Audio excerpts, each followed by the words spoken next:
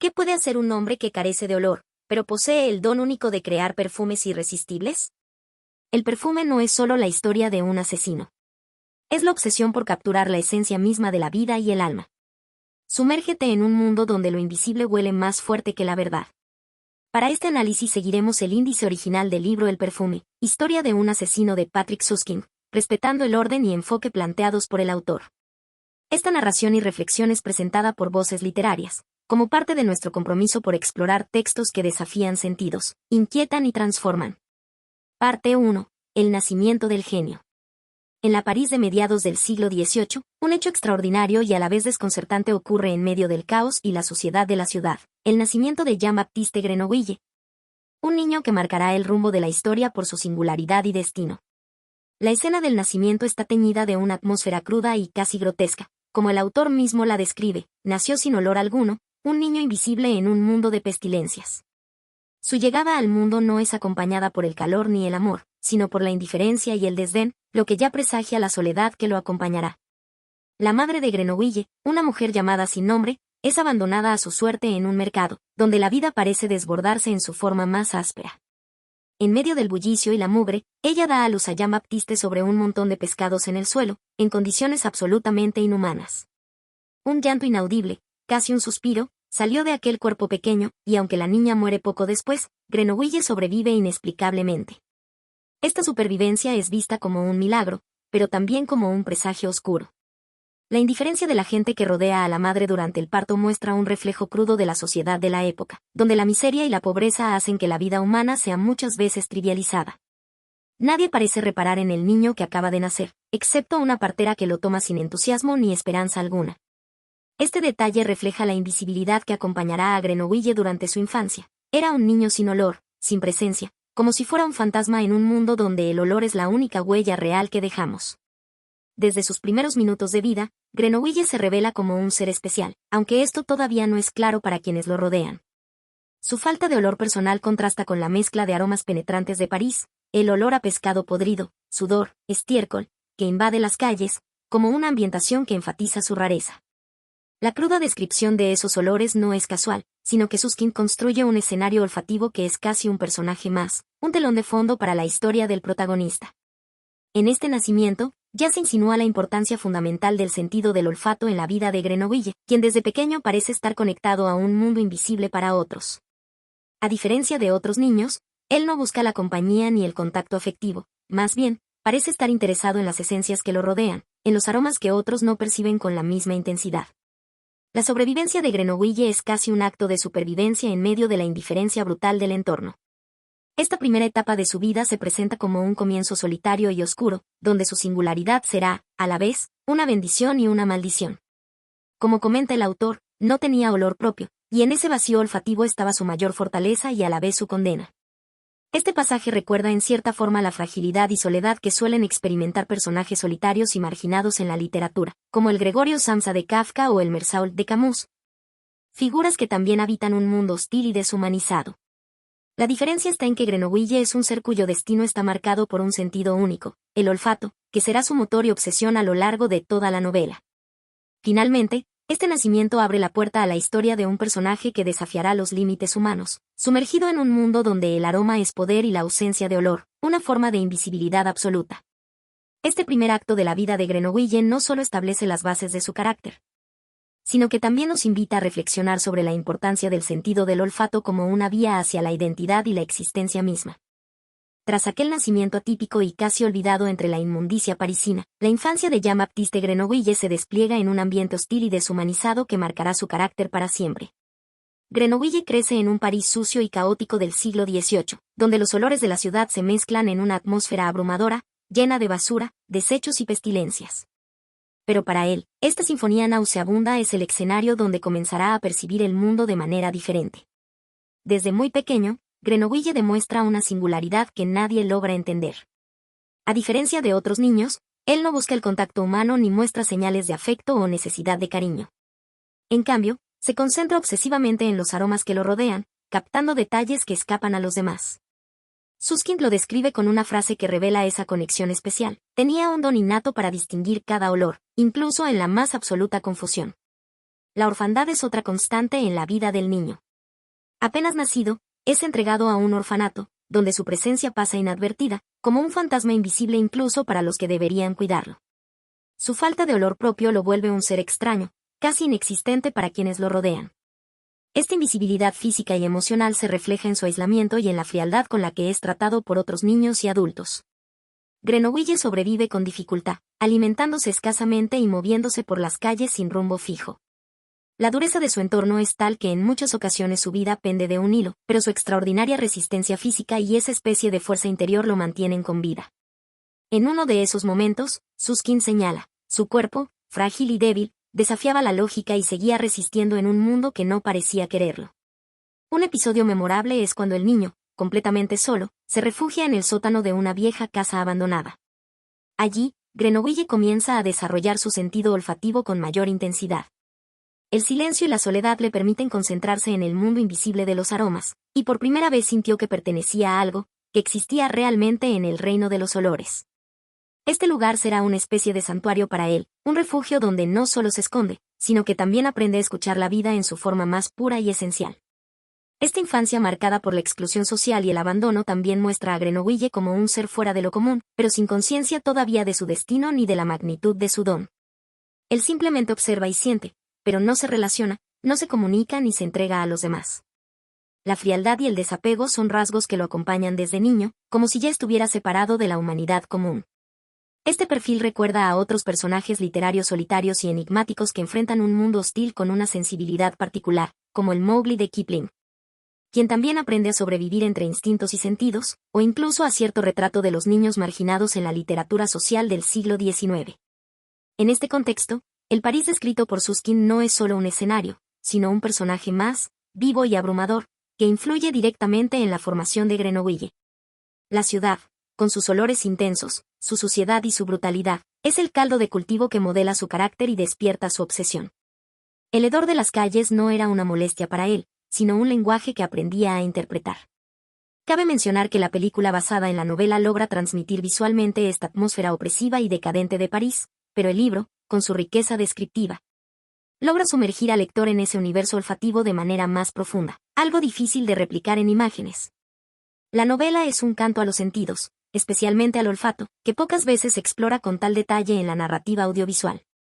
En definitiva, esta etapa de la infancia y crecimiento de Jean-Baptiste Grenouille nos presenta a un ser extraño, invisible, que comienza a forjar su identidad en un mundo que no lo comprende, guiado por un sentido extraordinario y una fuerza silenciosa que lo llevará a desafiar la naturaleza misma de la existencia humana.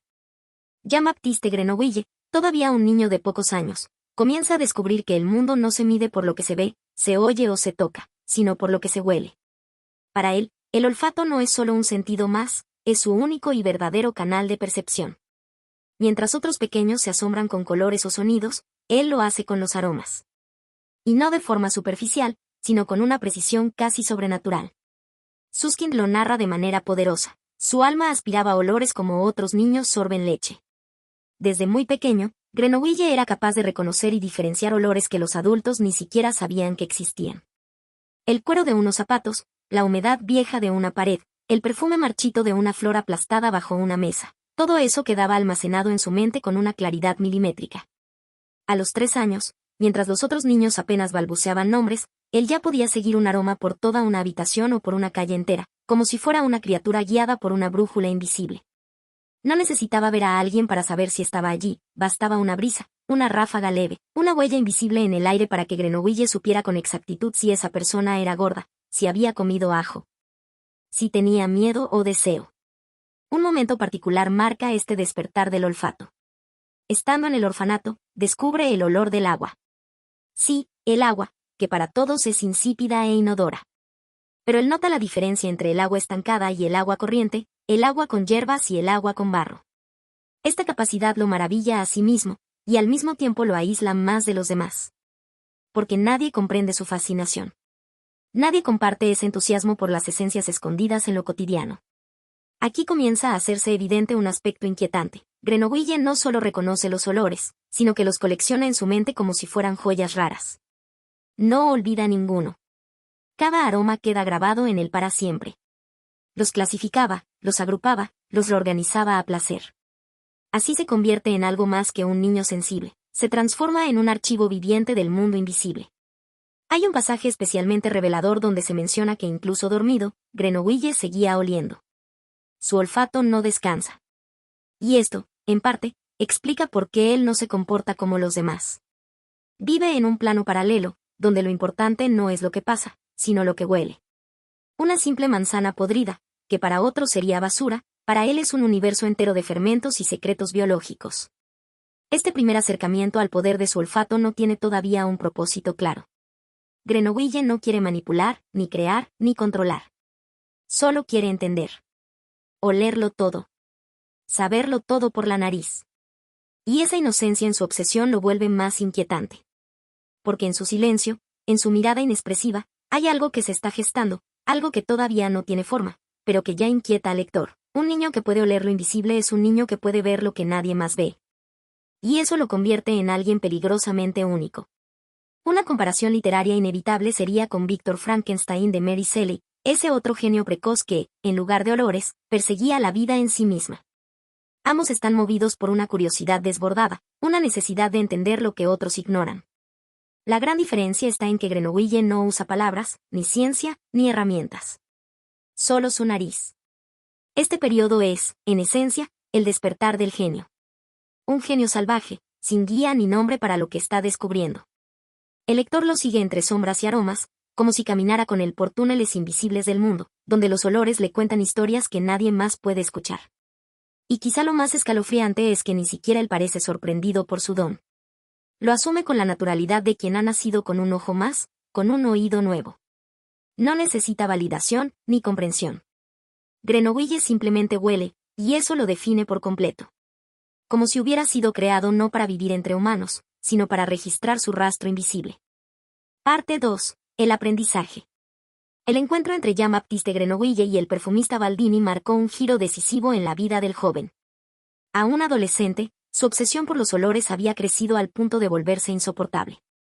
Necesitaba ir más allá de simplemente oler, quería capturar, crear, conservar los aromas. Y por eso se presentó ante el prestigioso pero envejecido maestro perfumista Giuseppe Baldini.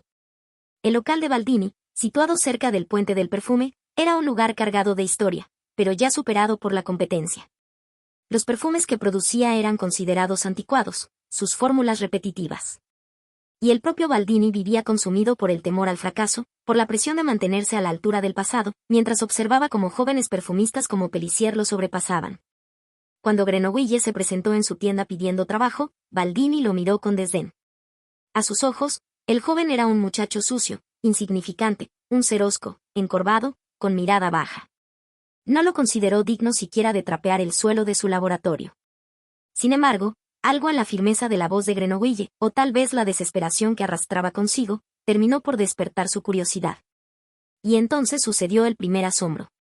Grenouille, sin formación alguna, sin haber tocado jamás un frasco de esencia, pidió preparar una versión del famoso Amor y Psique, el perfume de moda creado por Pellicier. Baldini, creyendo que iba a presenciar una escena ridícula, accedió, con cierto morbo. Pero lo que ocurrió lo dejó paralizado.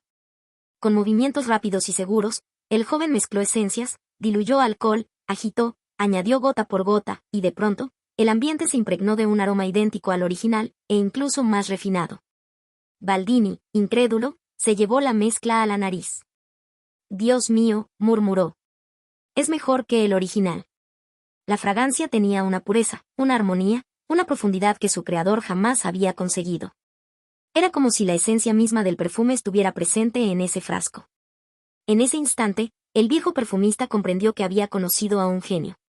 Un genio absoluto, pero también inquietante, porque no se explicaba cómo alguien sin formación podía alcanzar tal perfección.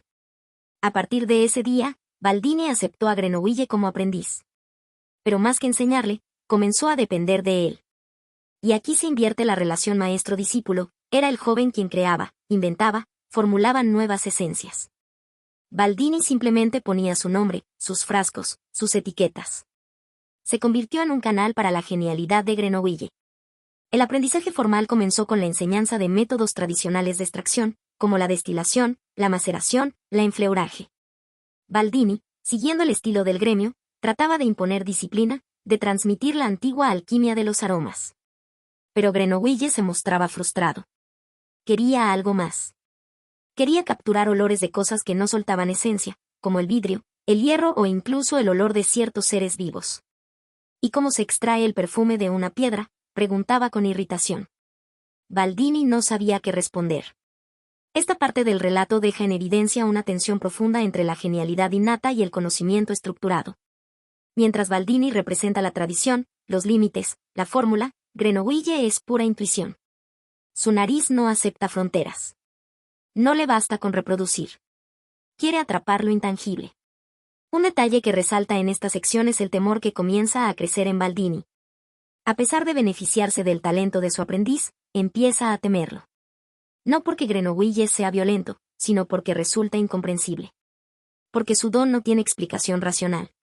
Porque huele lo que no se ve. Y porque detrás de esa mirada apagada hay un abismo. Un vacío que ningún perfume puede llenar. Este vínculo extraño, maestro que se vuelve parásito del discípulo, recuerda en parte al mito de Mefistófeles, donde el diablo ofrece al sabio poderes a cambio de su alma. Aquí, Baldini no firma ningún pacto, pero su dependencia se vuelve total. La fragancia que le devuelve el prestigio, la solvencia, la ilusión de juventud, viene de un ser que no desea ni gloria ni recompensa. Solo busca saber. Oler más. Aprender más. Es importante notar que en la adaptación cinematográfica de esta obra, dirigida por Tom Tykwer, esta etapa del aprendizaje con Baldini fue retratada con notable fidelidad. El actor Dustin Hoffman da vida al perfumista con una mezcla perfecta de arrogancia, decadencia y temor. La atmósfera de su laboratorio, oscuro, cargado de frascos, mezclas, fórmulas antiguas, refleja muy bien la distancia entre lo racional y lo intuitivo. Sin embargo, la película omite algunos matices psicológicos del personaje, especialmente su sensación de insignificancia ante Grenoble, que en el libro se siente como una humillación silenciosa y creciente. En resumen, esta parte del libro narra el momento crucial en que Grenoble, aún joven y anónimo, comienza a moldear su destino. Ya no es solo un ser que huele, es un creador. Y aunque parece trabajar para otro, en realidad es él quien ha tomado el control del laboratorio, de las fórmulas y del alma del maestro. Una vez que Jean-Baptiste Grenoble entró definitivamente en el mundo del perfume, su obsesión por capturar aromas adquirió una forma práctica y concreta. Bajo el amparo del perfumista Baldini, y aprovechando el acceso al laboratorio, comenzó a dar rienda suelta a sus primeros experimentos. Lo que hasta entonces había sido solo una aspiración ardiente, una especie de impulso instintivo por retener los olores del mundo, ahora se transformaba en una serie de ensayos, cada vez más complejos, para replicar o sintetizar esas fragancias dentro de un frasco. A pesar de su genio natural, Grenoble no conocía aún los límites técnicos del arte de la perfumería, y en esos primeros intentos, muchas veces el fracaso lo enfrentó con frustración. Quería capturar el olor de todo, del metal, de la piedra, del cuero viejo, del sudor, del polvo, incluso de cosas que no soltaban esencia alguna. Era una pulsión casi espiritual. Como si su alma solo pudiera nutrirse de la certeza de que cada fragancia, sin importar su procedencia, podía ser contenida. Pero pronto se encontró con que las técnicas enseñadas por Baldini, aunque útiles, no bastaban para todo. Una noche, luego de experimentar con una mezcla que creía perfecta, descubrió que el resultado final no se parecía en nada a lo que había olido en su mente. La esencia se había deformado. Era otra cosa. Grenoble se quedó contemplando el frasco con una expresión sombría, como si el cristal le hubiera devuelto una mentira. No era eso, se decía una y otra vez, entre dientes. No era eso. Esta simple frase, repetida con obstinación, revelaba algo profundo. Para él, no bastaba con acercarse al aroma. Tenía que ser exacto. Íntegro. Puro. En otra ocasión, mezcló una serie de ingredientes para emular el olor de la madera húmeda en la que solía dormir cuando era niño. El resultado fue sorprendente. El aroma era penetrante, denso, con ese dejo terroso y amargo del moho. Baldini, al olerlo, comentó, huele como un establo cerrado. Pero Grenoble sabía que había captado algo más, una memoria encapsulada. Una especie de eco de su infancia. Y eso lo enloquecía de emoción. Cada noche, en la soledad del taller, Grenoble probaba, erraba y corregía. Anotaba mentalmente lo que funcionaba y lo que no, a diferencia de los perfumistas tradicionales. Él no necesitaba fórmulas escritas. Las almacenaba en su cabeza como una sinfonía olfativa, donde cada nota debía tener su lugar exacto. Uno de los momentos más reveladores de esta etapa fue cuando trató de crear un perfume totalmente nuevo, sin imitar nada conocido. No deseaba copiar, sino inventar una fragancia que nunca hubiera existido. Lo que buscaba era un aroma que no evocara nada del mundo real, que no se pareciera ni al jazmín, ni al almizcle, ni al sándalo. Una fragancia pura, abstracta, casi divina. Este impulso por crear lo inédito recuerda a ciertos movimientos del arte moderno, donde lo que importa no es la representación fiel del mundo, sino la invención de uno nuevo. Y aquí aparece una dimensión filosófica del personaje. Grenouille no quiere simplemente entender el mundo, quiere dominarlo a través del olfato. Para él, oler es poder. Y crear un perfume es como crear una verdad alternativa. No se trata de seducir, de embellecer, como haría un perfumista común. Se trata de controlar. De poseer el alma misma de las cosas. A nivel emocional, estos primeros experimentos revelan una paradoja inquietante. Grenouille tiene una sensibilidad extrema hacia los aromas, puede reconocerlos todos, pero al mismo tiempo no siente ningún lazo humano con el mundo. Sus perfumes no están hechos para compartir. Están hechos para él. Son su manera de existir. Su única forma de relacionarse con la realidad. En este punto, también se hace evidente que no hay satisfacción suficiente para él. Cada éxito, en lugar de brindarle paz, lo empuja a un nuevo límite. Cuando logra capturar un aroma, ya está pensando en el siguiente. Cuando logra mezclar un perfume nuevo, ya está obsesionado con uno aún más complejo. Es una búsqueda sin fin. Una especie de hambre voraz por lo invisible. En resumen, esta sección muestra la transformación silenciosa pero profunda de Grenouille. Ya no es solo un aprendiz. Es un alquimista del olfato, encerrado en sí mismo, experimentando en las sombras, guiado por una mezcla de genio y soledad. Sus manos ya no tiemblan ante los frascos. Su nariz ya no se maravilla, exige. Y lo más inquietante de todo es que, aunque está rodeado de aromas, él mismo sigue siendo inodoro. Un ser sin huella. Invisible para el mundo, pero capaz de captar hasta su más leve aliento. Después de haber explorado con éxito los secretos de la destilación, las bases del almizcle, las resinas y los aceites esenciales, Grenouille entra en una fase completamente distinta de su formación. Ya no se trataba de reproducir lo conocido, ni siquiera de emular fragancias naturales con precisión. Su ambición había crecido con cada éxito, y ahora se alzaba como una obsesión sin freno, crear el perfume más grandioso jamás concebido, uno que pudiera dominar a los hombres. Someter voluntades y despertar un amor absoluto. Una fragancia perfecta. Incontestable. Casi divina. Para él, la perfección olfativa no era una simple idea estética, sino un propósito existencial. Se sentía como un dios que aún no había terminado su obra. Lo que tengo no basta, pensaba una y otra vez, con un malestar sordo que lo corroía. Ni siquiera sus más complejas composiciones lograban satisfacerlo. A su olfato implacable siempre le faltaba algo, una nota, una presencia, un alma. Aquí es donde lo que parecía ser un talento se convierte en carga. Porque Grenouille no buscaba la belleza según los cánones del arte o de la naturaleza. No. Él perseguía un aroma que pudiera sustituir la verdad misma. Un aroma que generara devoción ciega. La fragancia que, sin decir una sola palabra, doblegara el espíritu humano. En otras palabras, no quería ser amado, quería ser adorado. Aislado entre frascos, sustancias y extractos, su mente funcionaba como un laboratorio incesante. Las fórmulas más equilibradas las descartaba por vulgares. Las mezclas reconocibles, por predecibles. Lo suyo no era un afán de comerciante, ni de perfumista tradicional. Era, en sentido profundo, la búsqueda del poder absoluto a través del olfato. Grenouille no tenía nombre, ni olor propio. Por eso, en una paradoja brutal, necesitaba crear el aroma perfecto, uno que le diera una identidad superior, que lo convirtiera, por fin, en alguien. La intensidad con la que vivía esta obsesión era física. No dormía bien. A menudo olvidaba comer. Y si no moría de agotamiento, era por el impulso oscuro que lo mantenía con vida. Lo que busco no está en los libros, ni en la tierra. Está en mí, murmuraba, como si una voz interna le dictara lo que debía hacer. En este punto, Baldini, su maestro, había dejado de ser una figura activa. Grenouille había superado con creces a su mentor, tanto en habilidad como en visión. Su camino era solitario, radical, y completamente ajeno a las normas de la perfumería convencional. Lo más sobrecogedor de esta parte del relato es que Grenouille no quería que el perfume fuera reconocido como una creación. Ni siquiera deseaba que supieran que él era su autor. Quería que el efecto de la fragancia actuara como un acto de magia, que la gente, al olerla, cayera rendida, sin saber por qué.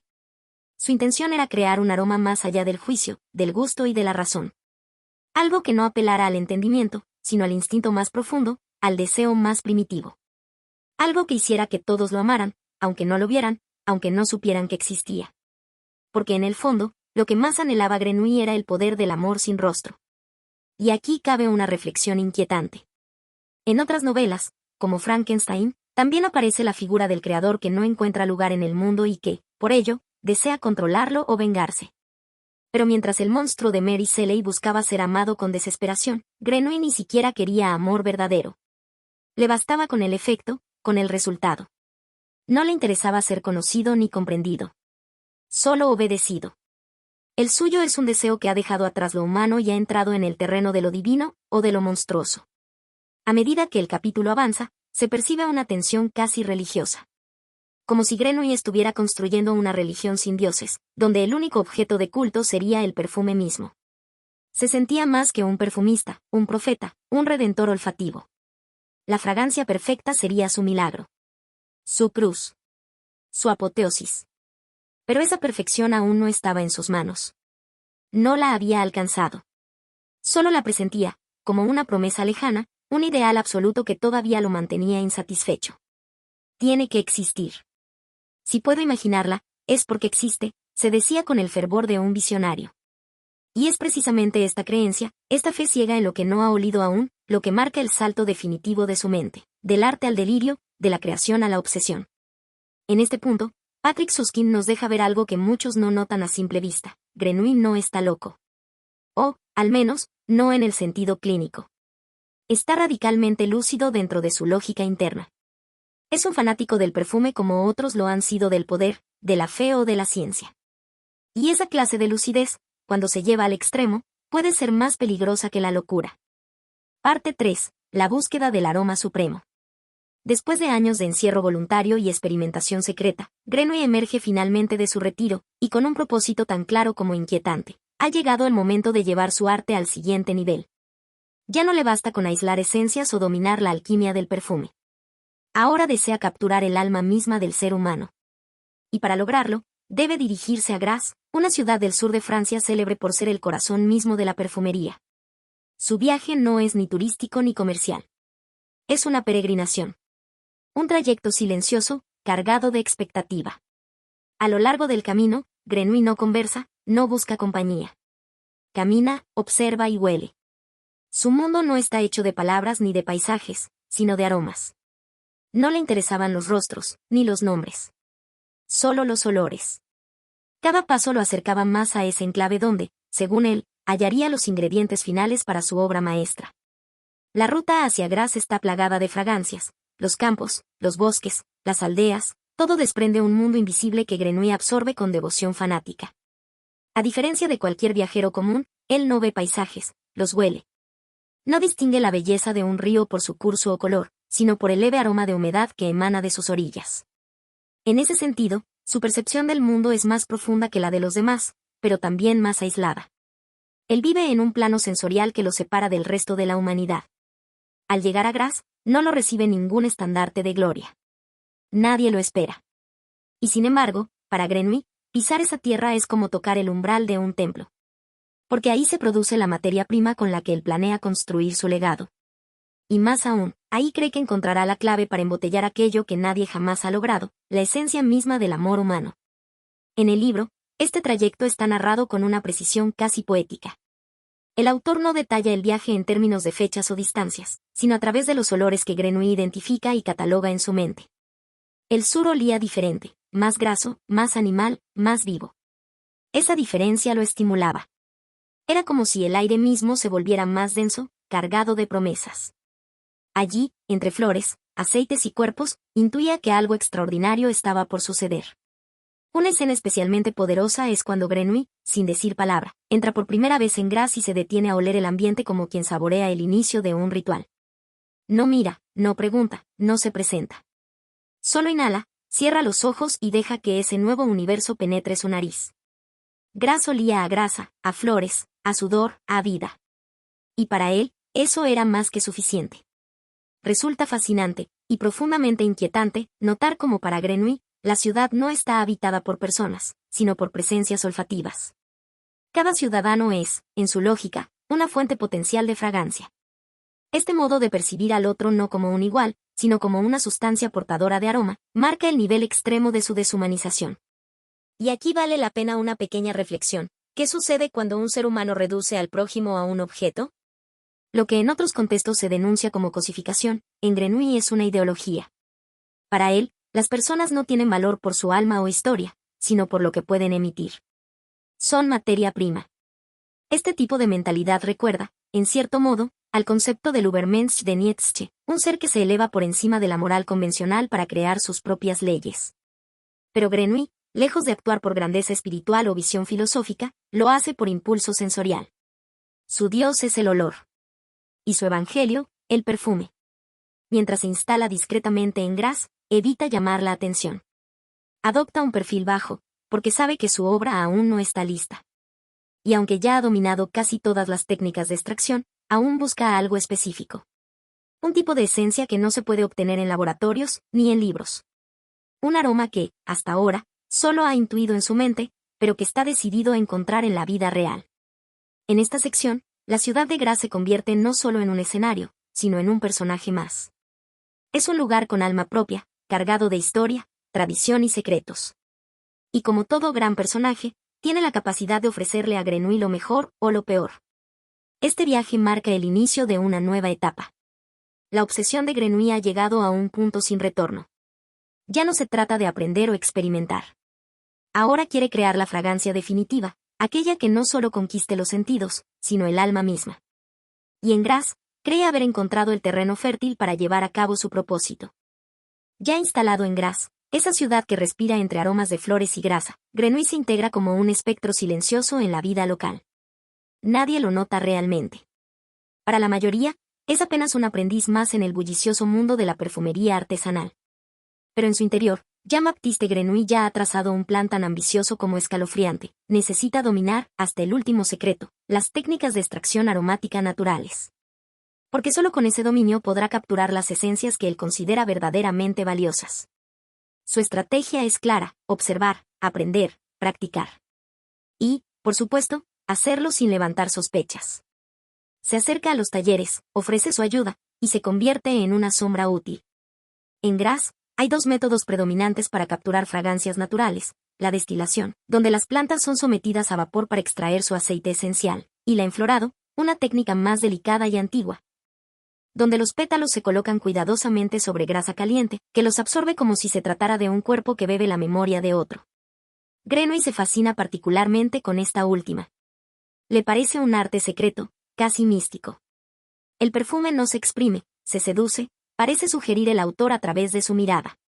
Y es que en el enflorado, hay algo profundamente erótico y ritual. Los pétalos se esparcen con precisión sobre capas de grasa caliente y se dejan allí por horas, a veces días, hasta que sus esencias se funden en un mismo aliento.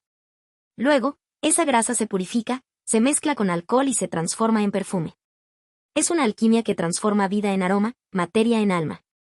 Grenouille, como un discípulo oscuro, no se conforma con aprender los pasos.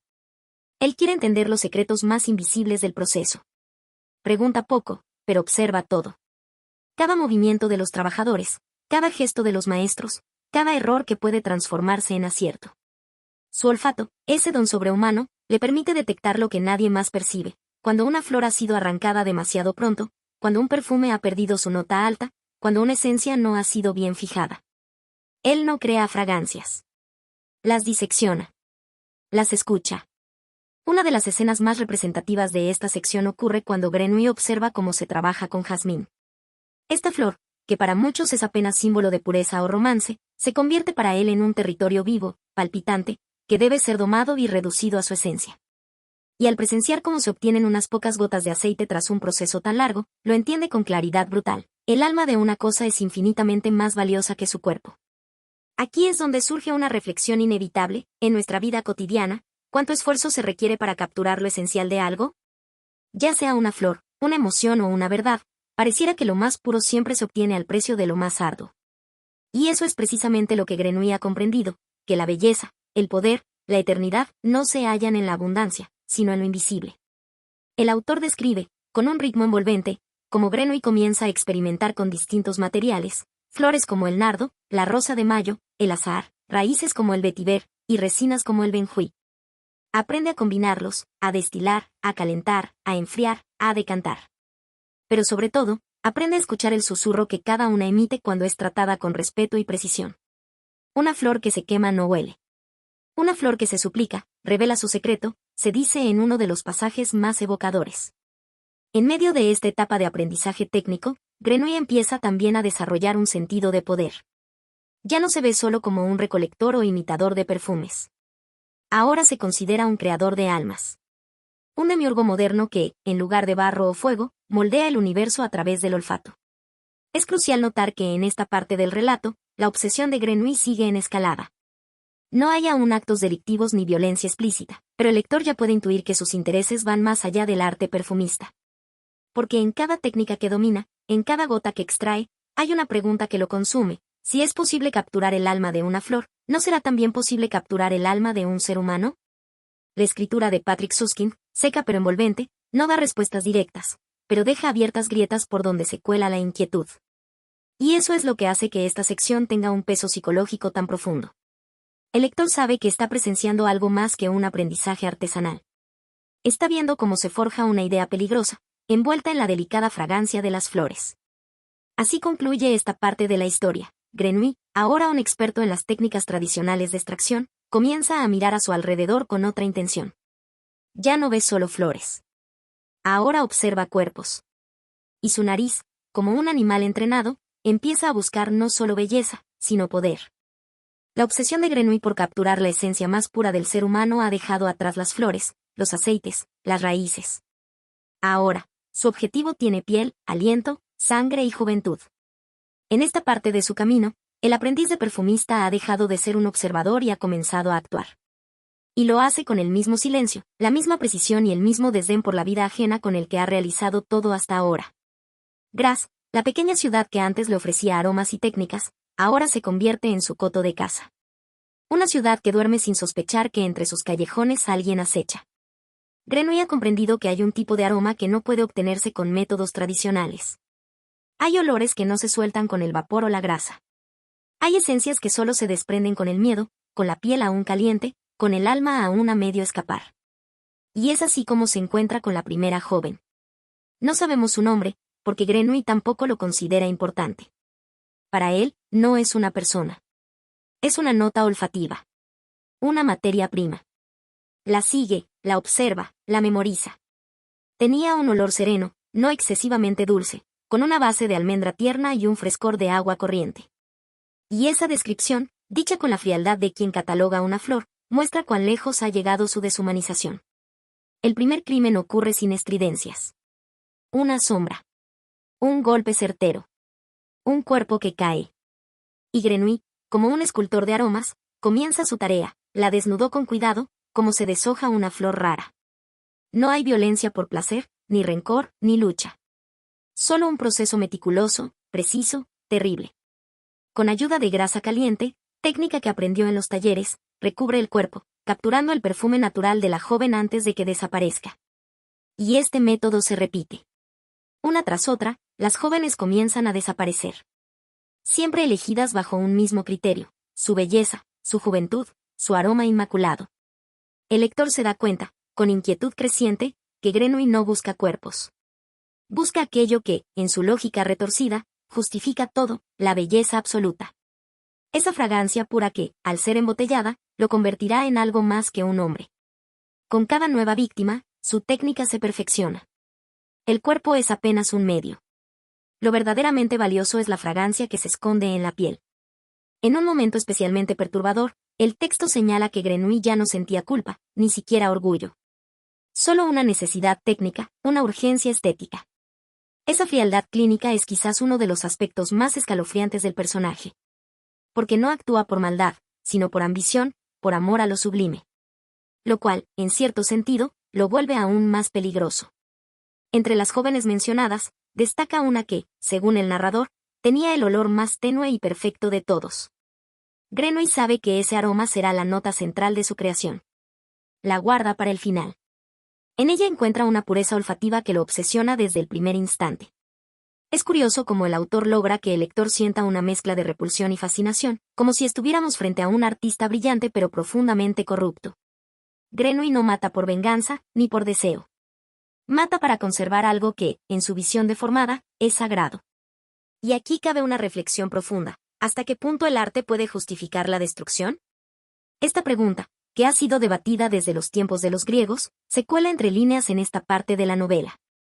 Porque el personaje, con cada crimen, no busca la muerte, sino la inmortalidad de una idea. Como un pintor que destruye su lienzo porque no encuentra el color adecuado, Grenouille sacrifica vidas reales por una perfección invisible. ¿Puede considerarse arte algo que nace del sufrimiento de otros? En esta sección también se nota el cambio físico y emocional del personaje. Ya no es un joven inseguro. Se mueve con precisión, con frialdad quirúrgica. Nadie lo sospecha. Nadie lo imagina. Y eso es quizás una de las críticas sociales más duras del texto, lo invisible que puede volverse un criminal si sabe ocultarse entre la rutina y el silencio. La atmósfera de Grasse, mientras tanto, comienza a cambiar. Los rumores crecen. La inquietud se instala. Pero las desapariciones siguen. Y Grenouille, como un coleccionista enfermo, va llenando su repertorio de esencias humanas, embotelladas con grasa, alcohol y técnica. Una a una, las fragancias se acumulan, mientras la ciudad empieza a perder su inocencia. En esta parte del libro, Patrick Süskind logra algo notable, transforma un acto atroz en un ritual casi sagrado.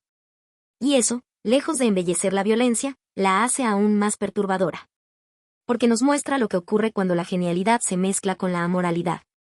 Cuando la búsqueda de lo perfecto se convierte en una excusa para despojar a otros de su vida. Así finaliza esta sección, con Grenouille en plena caza. Un cazador invisible, que no necesita armas ni ruido, solo paciencia, grasa y una nariz sobrehumana. El perfume que busca está cada vez más cerca.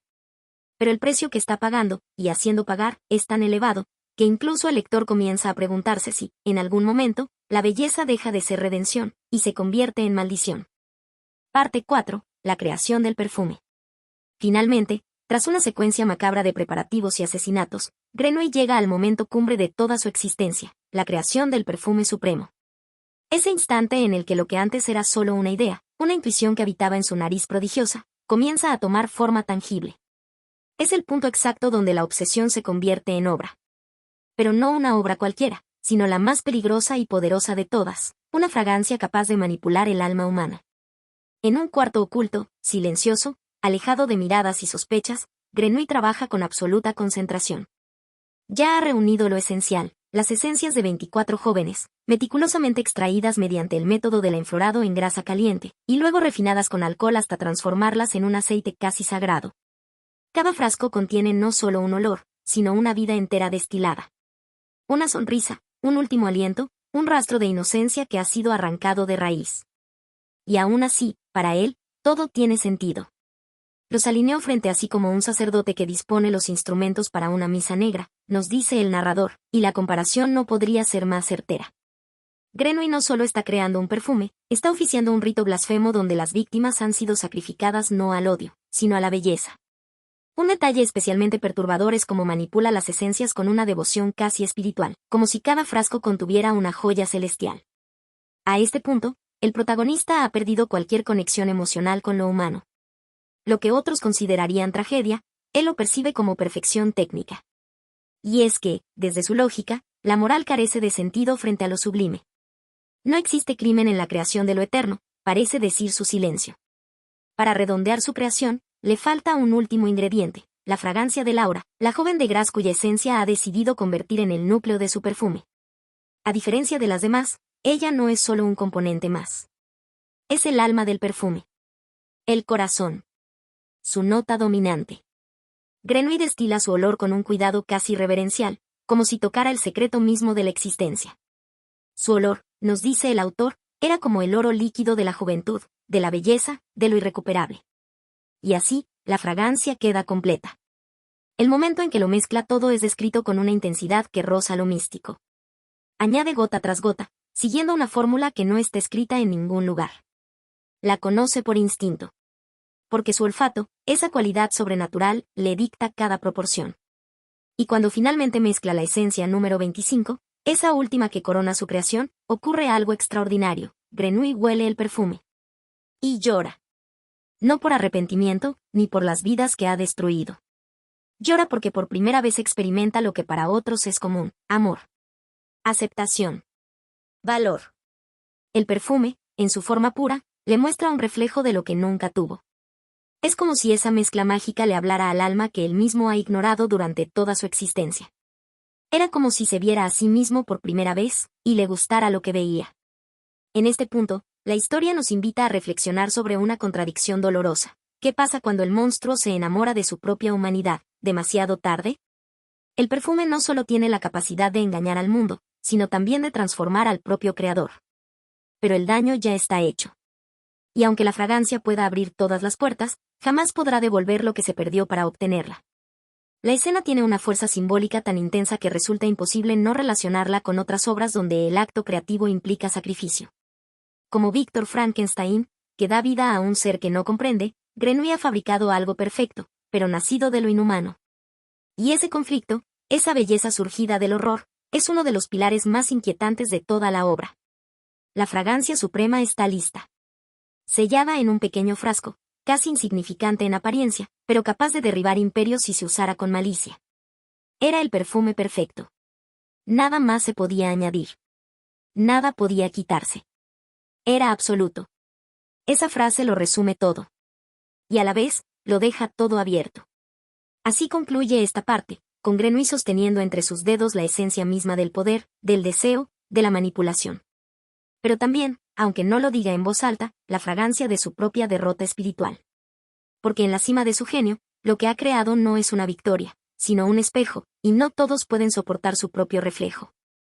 Una vez que Grenouille termina la creación del perfume supremo, ese frasco pequeño que contiene el aroma más perfecto jamás concebido, lo guarda con extremo cuidado. Sabe que tiene en sus manos algo que trasciende cualquier producto humano, un poder absoluto, invisible, irresistible. Pero lo que viene después no es gloria ni redención. Es un juego oscuro donde ese perfume se convierte en un arma. Una herramienta capaz de distorsionar la realidad y someter la voluntad de cualquiera. Todo comienza cuando Grenouille, ya capturado y a punto de ser ejecutado públicamente por los asesinatos cometidos en Grasse, decide poner a prueba su creación. El lugar está abarrotado: jueces, soldados, verdugos, sacerdotes, ciudadanos de todas partes, incluso los familiares de las víctimas. Todos hambrientos de justicia. Y es allí, en ese momento culminante, donde el asesino saca el frasco de perfume y lo rocía ligeramente sobre sí mismo. El efecto es inmediato. Sobrecogedor. Inhumano.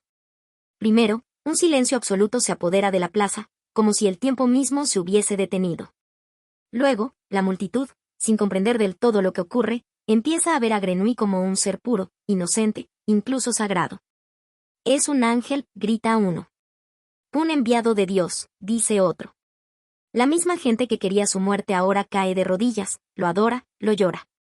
El narrador lo describe con una frase contundente: no olía como un hombre, sino como un ideal.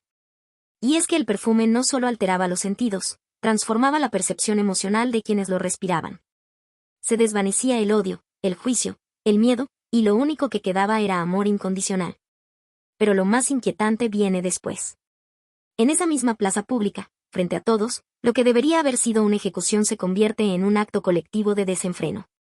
Las personas, impulsadas por el deseo, por una necesidad brutal de fusión y contacto físico, comienzan a desnudarse, a tocarse, a entregarse a un frenesí sin control. Lo que era un espacio de condena se transforma en una orgía multitudinaria. Y allí está Grenouille, parado en el centro del caos, sin decir una palabra. No participa. No sonríe. No disfruta. Solo observa. Frío. Distante. Como un dios que contempla a sus creyentes perdiéndose en la locura. Este momento del libro plantea una reflexión brutal sobre el poder. ¿Qué ocurre cuando alguien tiene la capacidad de dominar la voluntad ajena sin que el otro siquiera lo perciba? En el fondo, el perfume no le da amor real a Grenouille, sino una mentira colectiva, una máscara de perfección. Y, aún así, basta para cambiar el destino. El verdugo, que minutos antes afilaba el hacha, ahora llora y se arrodilla ante él. Los jueces anulan la sentencia. La gente implora su perdón. Es como si el crimen jamás hubiera ocurrido. Y todo, por un puñado de gotas invisibles. La escena no solo es poderosa por su carga simbólica, sino también por su paralelismo con ciertos momentos de la historia real. Líderes carismáticos, ídolos mediáticos o religiosos han logrado, sin necesidad de perfumes mágicos, arrastrar multitudes hacia comportamientos irracionales o extremos. El libro lleva esa idea al límite, mostrándonos qué pasaría si alguien pudiera controlar ese impulso con algo tan sutil como el olor. Pero el perfume, aunque aparentemente triunfa, no llena el vacío en el corazón de Grenouille. No le da compañía, ni sentido, ni verdad. Le ofrece poder, sí, pero un poder hueco. Falso. Uno que no puede disfrutar, porque sabe que no es él a quien aman, sino la ilusión que ha creado. Y así, termina esta parte, con Grenouille caminando entre una muchedumbre que lo idolatra, lo adora, lo tocaría si pudiera, pero sin que nadie realmente lo conozca. La paradoja es dolorosa. Tenía el poder de Dios, pero seguía sintiéndose menos que un hombre.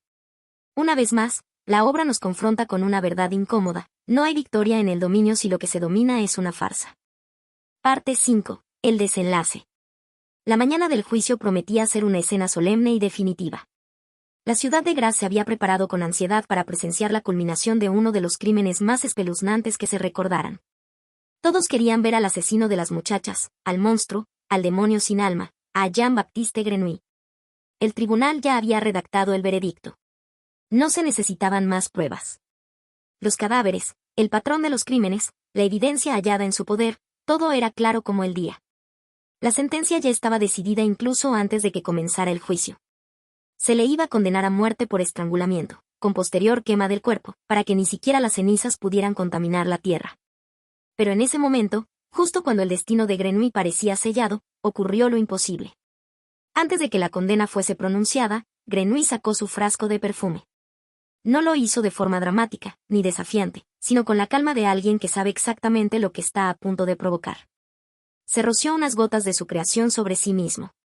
Y entonces, como si una fuerza sobrenatural se expandiera por la sala, todo cambió en cuestión de segundos. Los jueces, los guardias, los espectadores, todos quedaron atrapados por el poder invisible del aroma. Ya no veían a un asesino. Ya no estaban ante un reo. Ahora tenían frente a ellos a alguien digno de devoción. Este hombre es inocente, susurró uno de los magistrados. No puede haber cometido semejantes atrocidades, añadió otro. La transformación emocional de los presentes fue tan rápida como absurda. Las lágrimas sustituyeron a los gritos. El odio dio paso al éxtasis. Uno de los verdugos cayó de rodillas y besó la mano de Grenouille. Incluso los familiares de las jóvenes asesinadas se acercaron a él, lo abrazaron, y lo llamaron ángel. Un ángel, aquel mismo hombre que, solo unos días antes, les había arrebatado a sus hijas. Esta escena es brutal no por lo que se ve, sino por lo que revela. El ser humano puede ser profundamente manipulable cuando los sentidos son tocados desde lo más primitivo. El perfume, más que un aroma, era una herramienta de dominio, de control emocional absoluto. En manos de alguien como Grenouille, ese poder no se utilizó para sanar ni unir, sino para ocultar la verdad más oscura. Y aquí se muestra uno de los aspectos más inquietantes de la historia: la justicia, que se presume ciega e imparcial, queda anulada ante el encanto sensorial. El sistema legal entero, los pilares de la razón, la lógica del castigo y el crimen, son derrotados por una fragancia. El juicio no solo fracasa, se disuelve. Pero hay algo aún más triste: en medio de la adoración generalizada, Grenouille no sonríe. No celebra. No se conmueve. Porque sabe, en lo más profundo, que todo lo que está ocurriendo es falso. Que no lo aman a él, sino a la ilusión que ha proyectado. Tenía el poder de inspirar amor en los hombres, pero no el poder de amar, nos dice el narrador, como quien resume una tragedia sin redención. En este punto, podríamos reflexionar sobre la fragilidad de nuestras convicciones. ¿Cuántas veces creemos en algo o alguien, no por su verdad, sino por lo que percibimos de forma emocional o estética? En la vida real, la manipulación de masas, ya sea por imagen, discursos o incluso marketing, demuestra que no estamos tan lejos de esta historia. La diferencia es que aquí, en el perfume, esa manipulación se condensa en unas gotas. La parte final de este juicio no termina con una sentencia escrita, sino con un hombre libre, caminando entre una multitud que, minutos antes, pedía su cabeza, y ahora lo aclama como si fuera un santo. Una imagen que resulta tan absurda como dolorosa. Así termina esta sección, sin justicia, sin castigo, sin paz. Solo el vacío que deja el poder mal usado. Un juicio que se desmorona, no por falta de pruebas, sino por la influencia de lo intangible. Una condena que jamás llegó, porque el verdugo fue derrotado por el perfume de un monstruo. Tras la extraordinaria escena del juicio, donde Jean-Baptiste Grenouille usó su perfume para cambiar por completo la percepción que la sociedad tenía de él. La historia se adentra en el impacto profundo y duradero que esa fragancia desató en toda la ciudad de Grasse y más allá. El perfume, en manos de Grenouille, no solo anuló la justicia en aquel tribunal, sino que transformó la misma esencia de la sociedad. Se cuenta que el aroma era como un sortilegio que encadenaba a las personas, anulando sus dudas, sus miedos y sus odios, y este hechizo olfativo se extendió con rapidez, casi como una epidemia invisible que arrasaba con la voluntad individual. Las personas, antes enfrentadas por sus diferencias sociales, religiosas o políticas, comenzaron a unirse en una especie de éxtasis colectivo, provocado por el encanto que emanaba Grenouille. Nadie podía resistirse, ni los más recelosos ni los más severos se salvaban del influjo. Era como si todo el odio se disolviera en el aire, describe el autor, mostrando cómo el perfume tenía el poder de borrar siglos de rencores con solo una fragancia. Este efecto causó una fascinación y también un temor silencioso en ciertos sectores. Algunos comenzaron a sospechar que aquello ya no era solo un aroma, sino una fuerza peligrosa, capaz de manipular la voluntad humana y destruir el libre albedrío. Sin embargo, la mayoría se entregó sin reservas, experimentando una paz y armonía que parecían imposibles en los tiempos turbulentos que vivían. Curiosamente, en la vida real podemos encontrar ecos de esta situación en cómo ciertos líderes carismáticos o movimientos sociales consiguen atraer masas, no solo por ideas o razones, sino por la atmósfera emocional que generan. El perfume de Grenouille funciona como una metáfora extrema de ese fenómeno, llevando al límite la capacidad humana de influir en las emociones ajenas. En este punto, la narrativa nos invita a reflexionar sobre la fragilidad de nuestra autonomía cuando nos dejamos llevar por las apariencias y sensaciones superficiales. La sociedad de Grasse, embriagada por el aroma, olvidó la verdad, ocultando la oscuridad que se escondía tras aquel hombre y su creación. En definitiva, el perfume se convirtió en una especie de nube mágica que cubrió la ciudad, cambiando para siempre las relaciones humanas, la justicia y la moralidad. Grenouille, a pesar de ser el autor de tan terrible manipulación, no parecía celebrar esta victoria, pues sabía que su poder era una prisión invisible, un espejismo que nadie podría sostener por mucho tiempo. Esta escena final plantea una pregunta inquietante que resuena más allá de las páginas. ¿Qué tan libres somos realmente cuando nuestra percepción puede ser moldeada sin que lo notemos? En un mundo donde lo intangible puede decidir destinos, la historia de Grenouille y su perfume se convierte en un espejo que nos obliga a mirar nuestra propia naturaleza humana, vulnerable y compleja.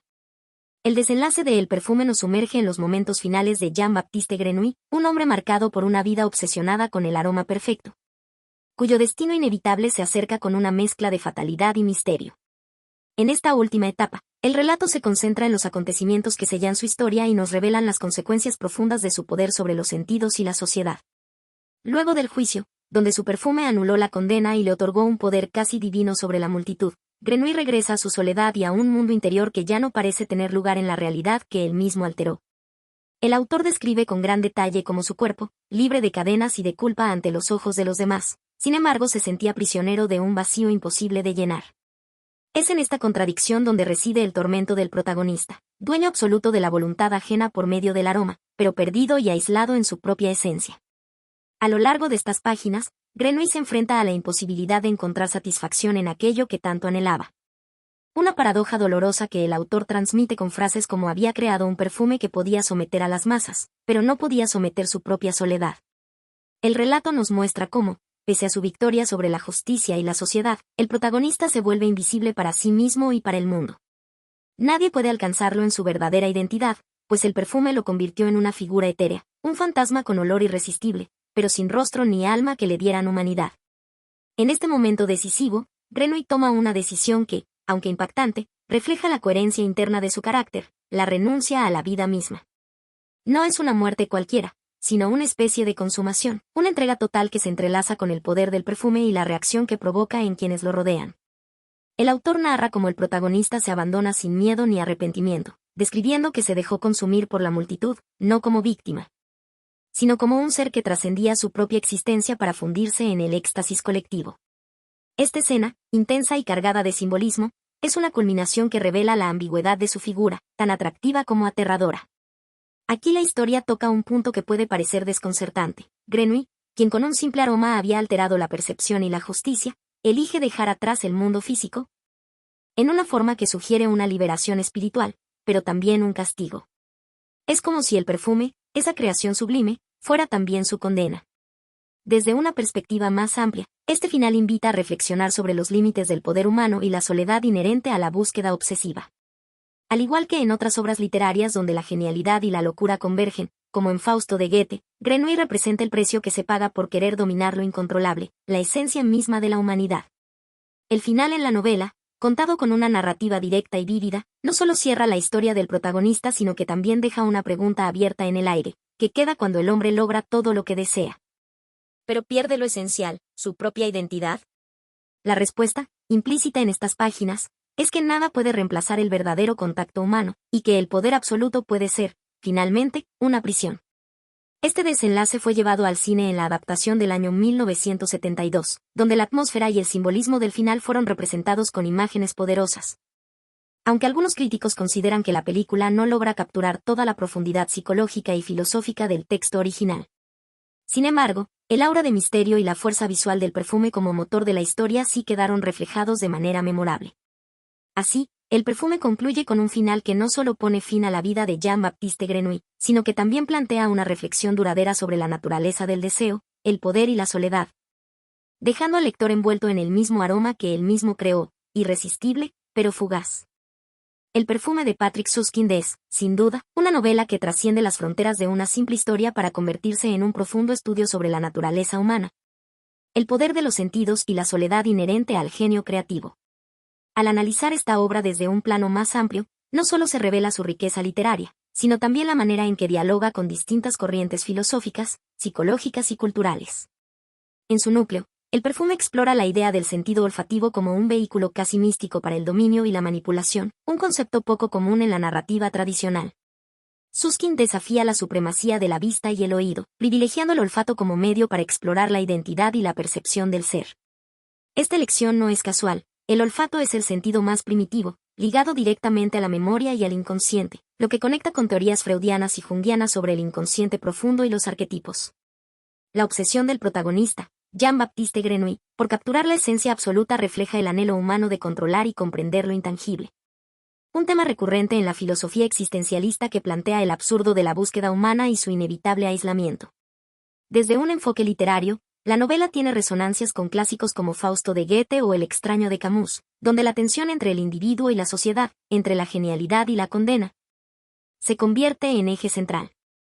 Grenouille, como Fausto, hace un pacto, en su caso, con el aroma y la seducción, pero en última instancia enfrenta la soledad que este pacto conlleva.